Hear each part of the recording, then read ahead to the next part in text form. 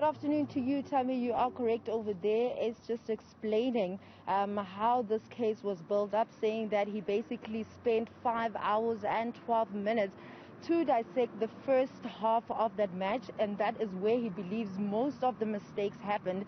He did mention in his report as a whole that he looked at key decisive moments in the match, and looking at the whole 90 minutes, 71 incidents were the ones that were found out to be very wrongful. And he also just shared some of the stats in terms of, the wrong decisions that were taken in that match. But overall, he also gave us a percentage saying that in terms of the wrong decisions that this ref took was basically 90%. And he went on to say that he even asked one of his colleagues, who's very lenient when it comes to some of the refs on the field, who said, yeah, he did come back and said, okay, the percentage was a little bit lower than 90%, but it was only a few numbers lower than that.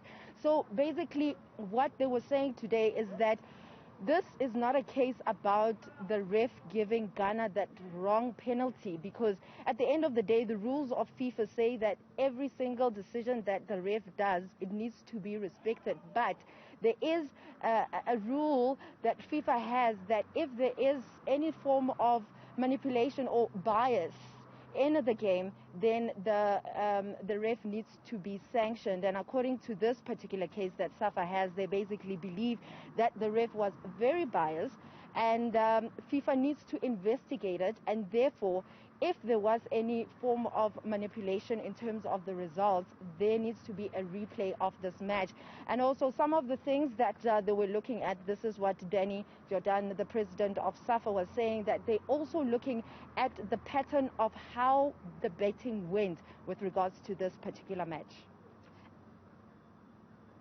What we want FIFA to investigate also, because what happens in betting, if I know that in the 10th minute the referee is going to give a penalty, then there's a betting spike just before the penalty is given.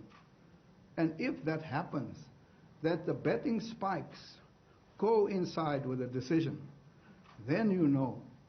But how is it that there's a betting spike just before a major decision is taken, and therefore people bet? So they knew when to bet, because it's online betting. You sit at home, you watch the match, and you watch the time because you have information. Of course, we don't have the capacity to do that. We've asked FIFA to do that. You don't have the second, but in any case, it's confirmed that there are many, and they express their own views on the question of betting. The last issue is, was the profile of the match such that there were interests outside football? And that again is confirmed, yes. Thank you very much, Tumi Kgasoe, for that update. But before I let you go, what are the next steps forward for SAFA?